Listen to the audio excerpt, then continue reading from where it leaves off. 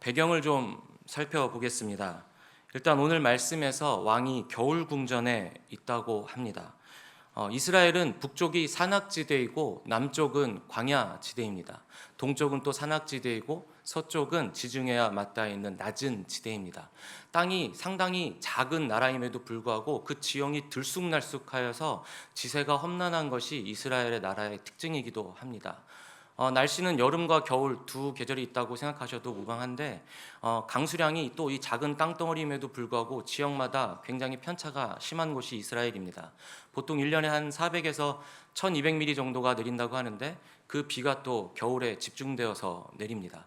그래서 한 해 농사가 겨울에 내린 비로 다 이루어지는 것이 바로 이스라엘입니다. 그렇기 때문에 겨울이 여름보다 상대적으로 좀 서늘해서 서리도 가끔 내린다고 하는데, 그렇기 때문에 지금 왕이 겨울 궁전에 피신해 있는 모습입니다.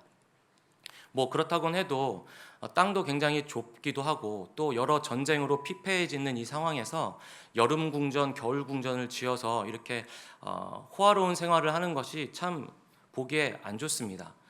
하나님께서 예레미야 선지자를 통해서 이스라엘 백성에게 말씀을 주신 것이 3번 낭독이 됩니다. 처음에는 백성에게, 그 다음에는 고관들 앞에서, 그 다음에는 왕과 신하들 앞에서 낭독이 되는데, 어느 누구 하나 그 하나님의 말씀을 듣고 옷을 찢고 머리에 재를 뒤집어 쓰고 회개하는 자가 없습니다.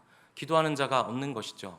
하물며 오늘 본문에서 함께 읽은 것처럼 여호야김 왕은 그 말씀을 듣자마자 칼로 두루마리를 잘라서 자신의 땔감으로 던져버리고 있습니다. 사람이 어느 지경에 이르면 이렇게 악한 행동을 할 수 있을까, 이런 생각이 들곤 합니다. 조금 더 시야를 넓혀서 어떻게 하면 이런 지경에 이르렀을지 좀 알아보도록 하겠습니다. 남유다 왕국에서 하나님을 가장 잘 섬긴 두 왕을 꼽으라고 하면 히스기야 왕과 요시야 왕이 떠오르실 겁니다. 히스기야 왕 때에는 아수르가 최전성기를 구가할 때인데, 사네립 왕이 18만 이상의 대군을 이끌고 남유다를 침공하였을 때 히스기야 왕이 하나님께 간절히 기도함으로 18만 5천 명을 하나님께서 한순간에 진멸하신 것을 우리는 기록을 통해서 알고 있습니다. 또 히스기야 왕이 죽을 병에 걸렸을 때 간절히 기도하자 15년을 생명을 연장해 주신 것도 우리가 잘 알고 있습니다.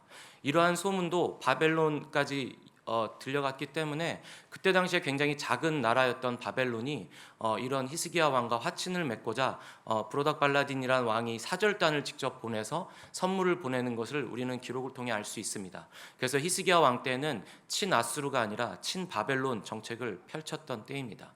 그 뒤를 이은 아들 므낫세, 그리고 그 다음을 이은 아몬 왕은 그 아버지 히스기야 왕의 뜻을 저버리고 다시 친아수르 정책을 펼치면서 하나님에게 가장 악한 왕이라고 평가를 받았습니다. 왜냐하면 하나님이 정말 싫어하시는 인신제사까지 드렸기 때문이죠. 이들은 친아수르 정책을 펼치면서 또 온갖 우상을 섬기는 정책을 펼쳤습니다. 근데 국제 정세를 읽지 못한 게, 그때쯤에 비로소 전성기를 구가하고 있던 아수르가 조금씩 쇠퇴의 길에 접어들고 있었습니다. 그래서 무시하고 있었던 약소국가였던 바벨론이 어느새 강대해져서 메대하고 연합군을 형성해서 아수르를 침범하는 그 사건들이 일어나는 전이 바로 그때입니다. 그래서인지 이 아몬 왕 때에는 남유다의 위정자들이 이 아몬 왕의 폭정과 그리고 이 사람의 그 국제 정세를 읽지 못하는 감각 때문에 이 아몬 왕을 암살한 것이라고 추정을 하고 있습니다. 그래서 아몬 왕의 뒤를 이어서 우리가 잘 아는 요시야가 왕위에 등극하게 됩니다.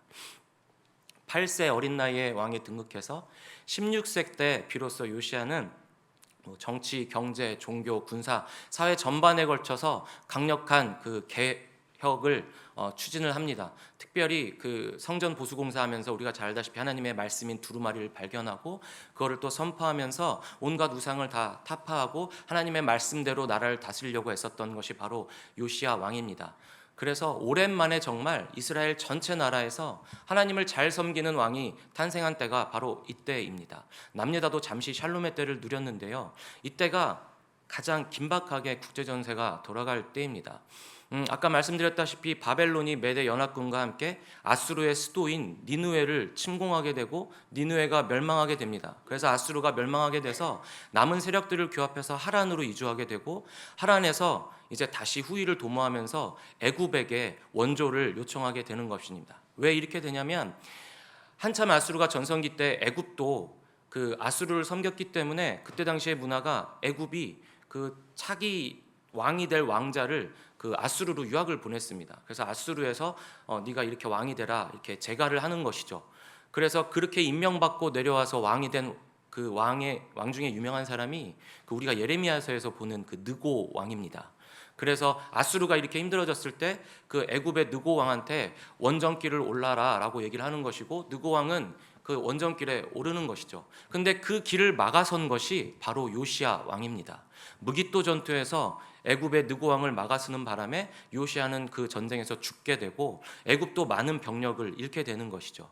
그래서 원정길에 올랐지만 병력도 쇠퇴해졌고 또 타이밍도 늦어서 바벨론과 메대 연합군에 아수르와 애굽은 패하게 됩니다. 그 사건으로 인해서 아수르는 역사에서 사라지게 되고 애굽은 후퇴하는 그 길에서 너무 화가 난 나머지 아버지 요시야의 왕의 뒤를 이은 여호아하스 왕도 똑같이 친바벨론 정책을 펼쳤기 때문에 느고 왕이 여호아하스 왕을 인질로 잡아서 애굽으로 끌고 가 죽여버리게 됩니다. 그리고 그 자리에 느고 왕이 세운 왕이 바로 여호야김 왕입니다. 그래서 오늘 본문에서 읽은 이 여호야김 왕은 그 애굽에서 세운 왕권이기 때문에 친애굽 정책을 펼칠 수밖에 없었습니다. 그런데 그러고 나서 BC 한 605년경 여호야김 왕 3년 때에 세계사에도 길이 남을 세계 5대 전쟁이라고 하는 갈그미스 전쟁이 일어나게 됩니다. 그것은 바벨론에 우리가 잘 아는 느부갓네살 왕이 애굽을 정벌하려 내려온 그때에 큰 전쟁이 일어나는 것인데, 그때 애굽은 바벨론에 지게 되고 이제 그 중동의 모든 패권이 바벨론으로 넘어가게 됩니다. 이 사건 이후에 우리가 잘 아는 것이 바로 다니엘서에 나오는 그 바벨론으로 포로로 잡혀가는 사건이 이어지게 되는 것이죠. 근데 오늘 우리가 함께 읽은 이 예레미야서 36장의 1절에 보시면 요시야 왕의 아들 여호야김이 제4년째라고 기록이 되어 있습니다. 그러니까 우리가 지금 함께 읽은 이 본문의 내용은 적어도 갈그미스 전쟁 후반부에 있거나 아니면 그 전쟁이 끝난 직후일 것입니다. 그렇다고 하면 여호야김의 이 상황이 어떤지 좀 이해가 되십니까? 풍전등화 같은 상황인 것입니다. 어쩔 수 없이 친애굽 정책을 펼치고 있었는데 이 애굽이 바벨론에게 지게 되고 멸망하게 된 것이죠. 그래서 이제 느부갓네살 왕에 의해서 자신은 꼼짝없이 죽게 되었습니다. 이 이스라엘 남유다도 멸망을 눈앞에 두고 있는 것이죠. 언제 망해도 이상하지 않을 때인 것입니다. 그러니 이 여호야김 왕 입장에서는 얼마나 두렵고 무섭겠습니까? 그리고 이 여호야김 왕 입장에서는 얼마나 억울하겠습니까? 아니, 내가 무엇을 그렇게 잘못했길래 내 아버지인 요시야 왕도 내 형제인 여호아스 왕도 친바벨론 정책을 펴다가 저렇게 비참한 최후를 맞이했는데 내가 무슨 힘이 있어서 이 약한 나라가 애굽의 눈치를 안 볼 수가 있단 말인가? 내가 무슨 죄를 저질렀다고 이런 상황에 맞닥뜨리게 된 것이지? 라는 억하심정이 강하게 차올라 있지 않았겠습니까? 그래서 이 여호야김 왕에게는 회개하라고, 바벨론에게 굴복하라는 저 하나님의 예언의 말씀이 너무나 짜증이 나고 거추장스러운 말씀일 뿐인 것입니다. 전혀 들리지 않는 것이죠. 지금 죽음을 앞두고 있는데 저게 무슨 소용인가? 그래서 읽지 말라고 해서 끝나는 것이 아니라 그것을 듣자마자 칼로 잘라서 땔감으로 던져버리는 것입니다. 너무 화가 나니까요. 심정이 이해가 되십니까? 성도님 여러분은 이런 경험 없으십니까? 살면서 어떤 삶의 큰 문제에 맞닥뜨리거나 힘든 일이 생겼을 때 하나님의 말씀이 들리지 않고 찬양 한마디, 기도 한마디 할 수 없고 예배할 수 없는 그때 있지 않으십니까? 없으신가요? 제가 제자반을 하는데 제자반을 할 때마다 간혹 곤란할 때가 뭐냐면, 이제 제자반의 내용에 보면 이렇게 여러 이런 잘못도 저질러서 회개도 하고 하나님께도 돌아오기도 하고 세상의 유혹에 빠지기도 하고 뭐 술도 먹기도 하고 뭐 이런 경험들을 나눌 때가 있지 않습니까? 그럼 이제 제 이 못났던 과거를 이렇게 다 얘기를 하면 이제 끝나면 이제 주거니 받거니가 돼야 되는데 참가하시는 분들이 다 너무 훌륭하셔서 이렇게 듣고 마시니까 이제 저만 나쁜 놈이 되는 거죠. 그래서 끝나고 나면 나만 다 까발려지고 이게 찝찝함이 남는 겁니다. 참 애로사항인데 오늘 설교 말씀이 나아가기 위해서는 그런 경험이 있으셔야 됩니다. 네, 농담이고요. 그런 경험이 없으신 게 참 감사한데요. 저는 그런 경험이 너무나 많습니다. 살면서 정말 하나님을 등진 적도 많고 하나님의 말씀을 듣지도 않고 심지어 저는 하나님께 쌍욕을 한 적도 너무 많습니다. 정말 그래 나를 어떻게 하셔라 하면서 막 이렇게 반항한 적도 많은데요. 그러다 보니까 오늘 여호야김의 이 내용이 새벽기도 때 본문이긴 하지만 계속해서 마음에 남는 겁니다. 그러면서 이 여호야김 왕이 자꾸 떠오르는 겁니다. 어쩌면 나도 이 상황에 처하면 이 왕처럼 했을지도 모르겠는데, 아니 이 왕보다 더 잘못된 선택을 할지도 모르겠는데 내가 나은 것이 무엇일까 이런 생각도 들면서 또 앞으로 살아가면서 어떤 큰 문제가 나한테 닥쳤을 때 그때 또 하나님을 내가 등지면 어떡하지? 하나님의 말씀이 들리지 않고 하나님을 배신하면 어떡하지? 이런 두려운 마음이 들어서 오늘의 이 본문이 계속해서 마음에 남아 있었습니다. 여호야김 왕은 어쩌면 자라면서 아버지인 요시야 왕의 그 정치와 모든 종교심, 그 신앙심을 보았을 것입니다. 그럼에도 불구하고 어쩔 수 없는 선택을 한 것이죠. 그래서 그 선택의 결과로 무기력해진 것입니다. 여호야김 왕 입장에서는 얼마나 억울하고 두렵겠습니까? 우리도 세상을 살면서 특별히 우리가 악인이 되려고 하는 것이 아니라 열심히 주어진 삶에서 최선을 다하다 보니까 그 문제를 하나하나 해결해 나가면서 하루하루 성실하게 살다 보니 어느샌가 나의 마음은 굳어져 있고 양심도 굳어져 있고 감정도 많이 사라져 있고 하나님은 점점 멀어지고 있고 그런 상황에서 괴롭지 않습니까? 괴롭다 보니까 탈출구를 찾다 보니 합리화하게 되고 또 자신을 연민하게 되고 그러다 보니까 더욱더 교만해져서 하나님의 말씀이 들리지 않고 이렇게 되는 경우가 많습니다. 저도 그런 삶을 살았던 적이 너무나 많았기 때문에 오늘 이 여호야김의 그 내용이 너무나 와닿았습니다.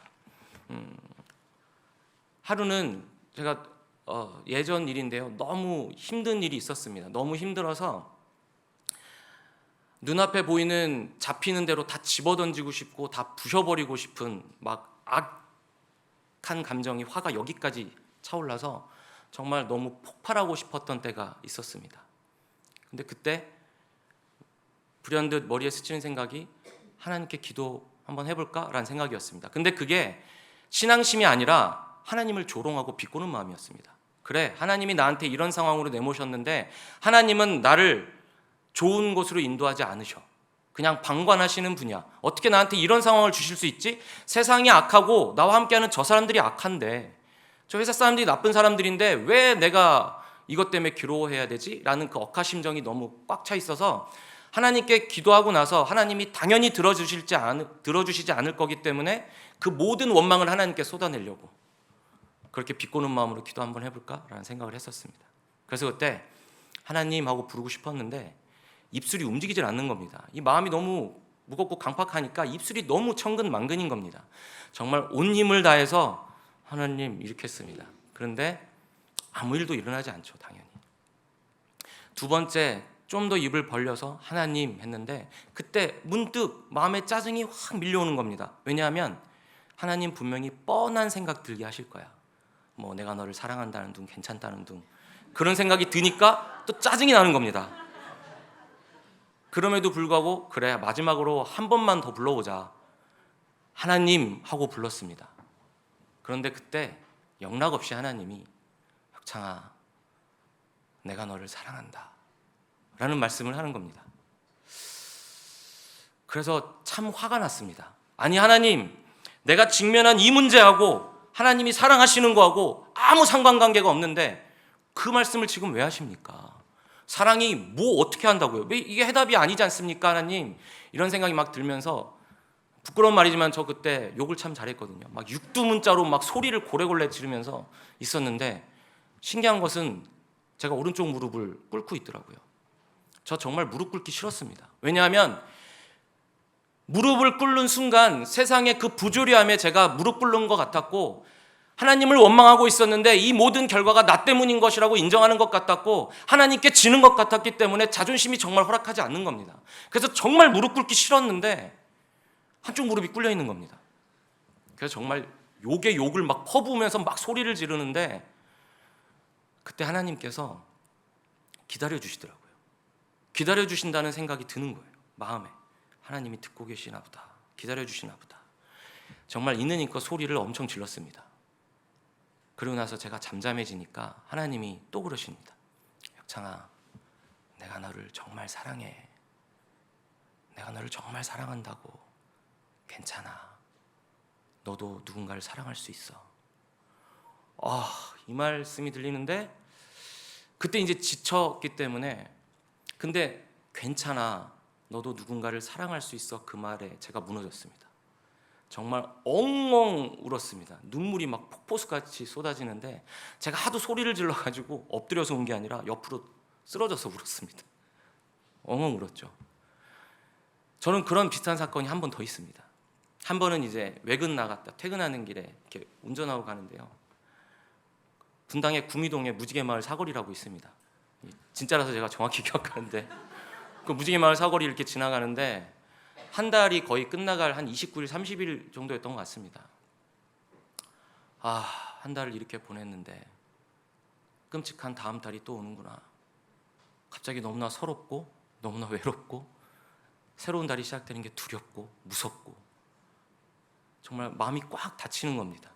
그게 한꺼번에 확 몰려오니까 제가 신음이 터져 나온 거죠. 저도 모르게 아우 주여 이랬습니다. 근데 그때 또 갑자기 뭉클하면서 눈물이 나기 시작하는 겁니다. 너무 서러웠나 봅니다. 막 눈물이 나는데 그때 마음속에 찬양이 하나 떠오르는데, 저는 사실 마음속에 그때 찬양 잘 안 떠오르거든요. 근데 우리는 주의 움직이는 교회, 이 찬양이 떠오르는 겁니다. 근데 그게 떠오르기만 했지 나오진 않았는데 갑자기 나의 노래로 주님의 성전을 지으리 높임을 받으소서, 이 부분이 입으로 탁 터져 나오면서 갑자기 눈물이 막 쏟아져 내리는 겁니다. 그러면서 또 생각이 들었죠. 아니 나의 이 상황과 이게 무슨 상관이 있습니까, 이 가사가, 하나님. 근데 눈물이 너무 나니까 이제 운전을 못 하겠어서 갓길에 차를 급하게 대고 정말 핸들을 주먹으로 막 치면서 엉엉 울었습니다. 하나님 힘들어 죽겠다고, 너무 서럽다고, 외롭다고, 너무 부담스럽다고. 근데 하나님이 그때 또 말씀하시는 겁니다. 혁창아, 내가 너를 정말 사랑한다. 괜찮아.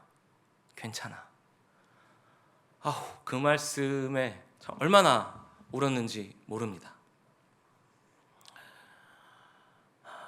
성도님 여러분, 살면서 서럽고 외롭고 막막하고 두렵고 어찌할 바를 모를 때가 옵니다.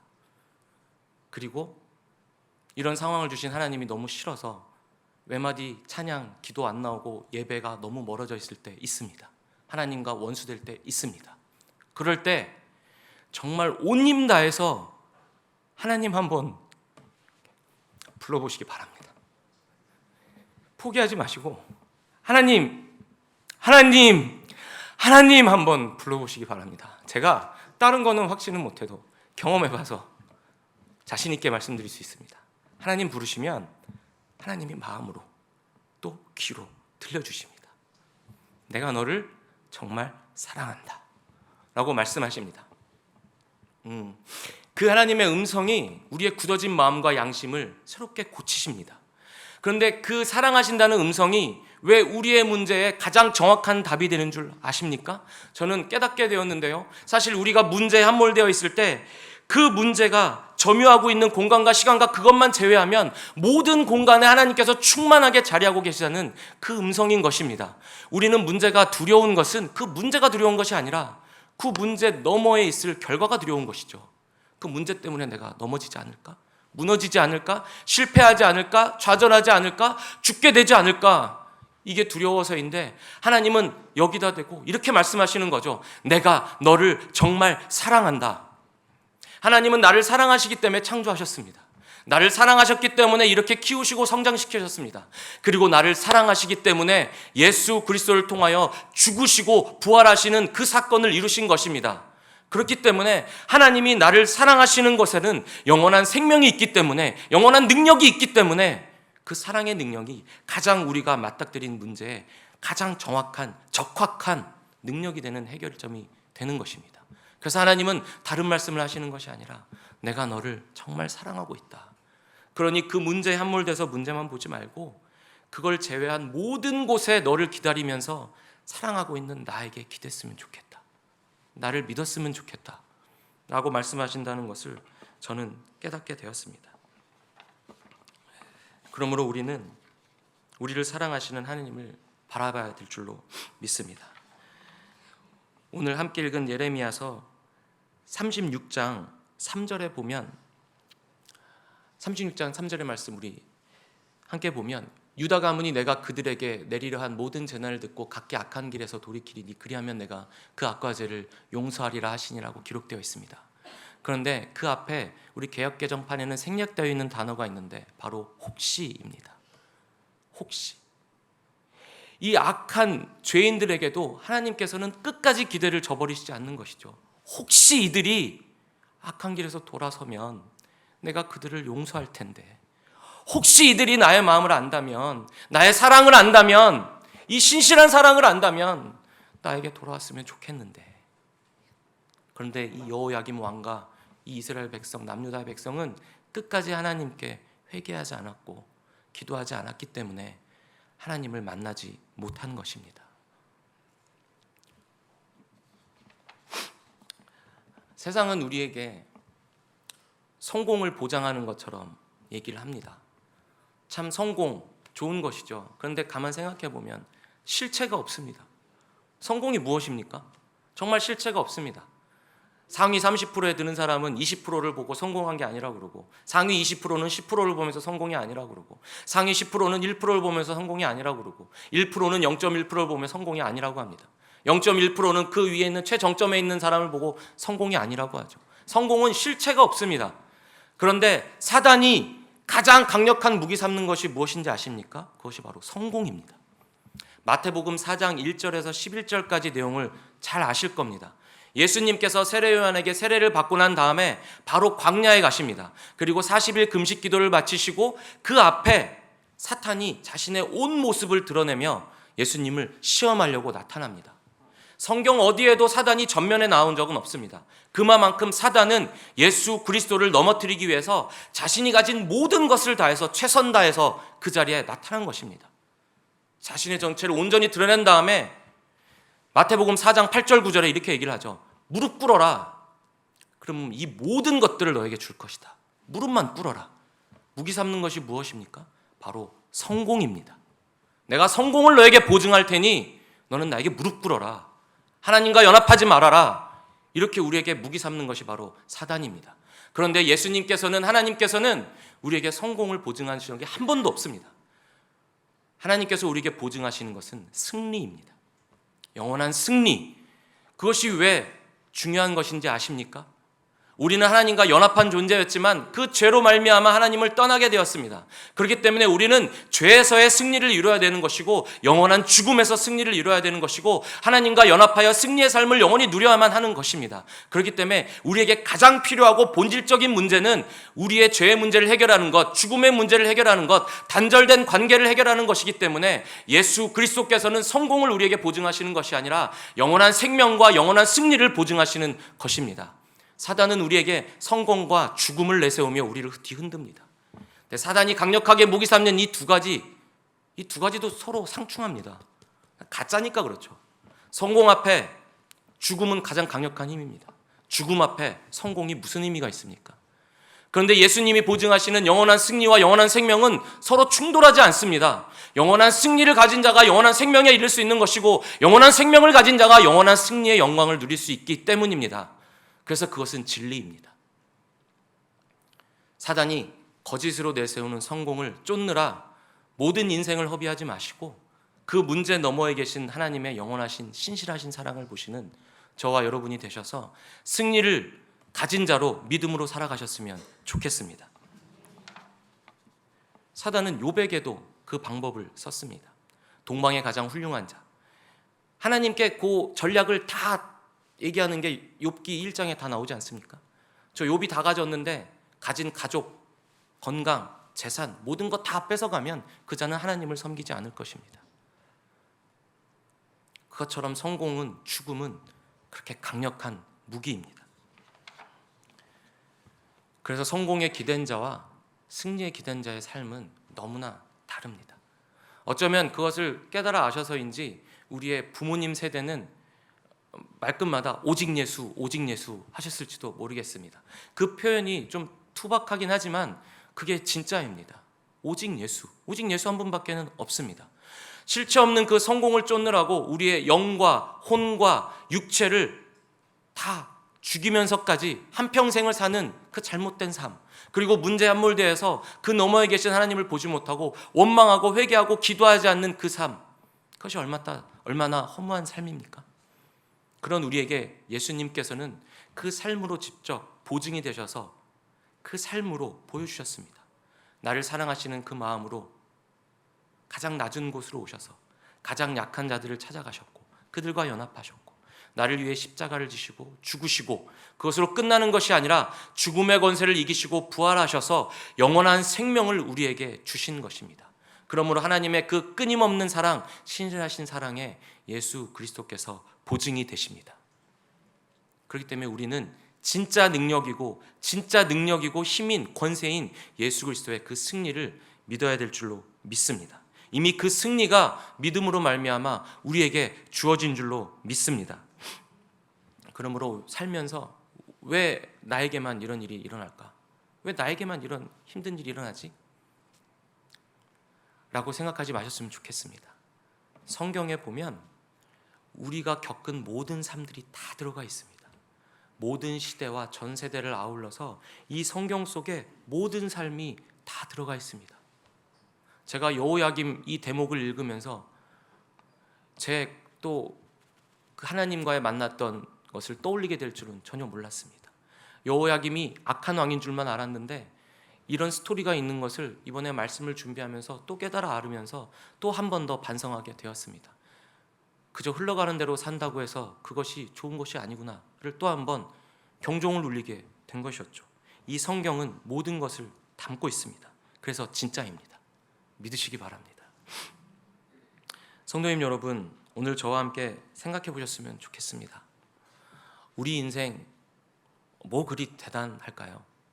우리가 여호야김처럼 왕도 아니고 나의 한 번의 선택으로 내가 다스리는 백성들이 다 죽게 되는 그런 절체절명의 위기에 빠진 것도 아니고, 그럼에도 불구하고 우리는 살면서 우리의 문제에 함몰된 나머지 사랑으로 우리를 기다리시는 하나님을 바라보지 못하고 그것을 값싸게 여겨서 우리의 마음의 불에, 세상의 불에 땔감으로 던져놓은 적이 얼마나 많습니까? 우리는 진짜 능력이고 힘인, 그래서 사단이 제시하는 그 성공의 권세 너머에 있는 승리의 능력인 예수 그리스도의 영원한 생명, 진짜 능력, 진짜 권세를 믿어야 될 줄로 믿습니다. 모든 것에 처해봤던 바울, 날 때부터 귀족이었고 또 천한 것에도 처해보고 그런 부자였고 가난에도 처해본 바울이 로마서 8장 38절과 39절에 이렇게 고백하고 있습니다.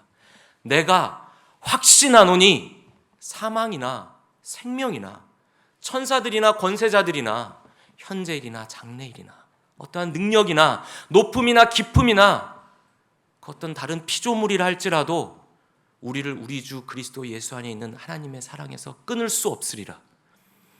하나님의 신실하신 사랑의 보증이 되시고 확증이 되시는 예수 그리스도에게서부터 우리를 끊어낼 수 있는 어떠한 존재도 없다고 확신한다고 이렇게 선포하고 있습니다. 그러니 그 사실을 믿으시기 바랍니다. 사단의 권세가 너무나 화려하고 위대하고 강력해 보여서 그것이 전부인 양 보이시겠지만 그러나 그 뒤에는 진짜 능력이고 진짜 진리이고 진짜 생명인 진짜 승리를 주시는 예수 그리스도가 계십니다. 그러므로 우리는 예수 그리스도를 그 영원한 생명과 영원한 승리를 이미 갖고 있는 자들로 확신을 가지고 살아가셨으면 좋겠습니다. 모든 성공의 권세를 넘어서 승리의 권세가 있음을 믿으시기 바랍니다. 그러므로 실체 없는 것에 우리가 쫓으며 상하고 영과 혼이 무뎌지지 않도록 우리는 끊임없이 말씀을 향해 나아가고 하나님께 기도하고 회개하고 찬양하고 예배해야 되는 줄로 믿습니다. 특별히 우리가 힘들 때 성령 하나님, 우리가 하나님을 부르짖을 수 있도록, 하나님을 부를 수 있도록 우리의 마음을 움직여 주시고 우리에게 힘을 주옵소서라고 기도해야 될 줄로 믿습니다. 우리가 생각하는 것 그 이상으로, 아니요, 하나님은 목숨을 바치기까지 우리를 사랑하시는 분입니다. 저와 여러분의 삶은 그 하나님께서 나를 얼마나 사랑하시는지를 기록해 놓은 하나님의 복음의 편지입니다. 그래서 우리의 다음 세대와 다음 세대, 우리의 이웃들이 우리를 통해서 하나님의 그 사랑을 알게 되고 경험케 될 것입니다. 그러므로 우리에게 주어진 모든 상황과 환경, 그 삶이 다 의미가 있는 것이고 하나님을 만날 수 있는 복의 통로임을 기억하시며 승리를 맛보신 자들로, 승리를 가지신 자들로 담대하게 사셨으면 좋겠습니다. 할렐루야.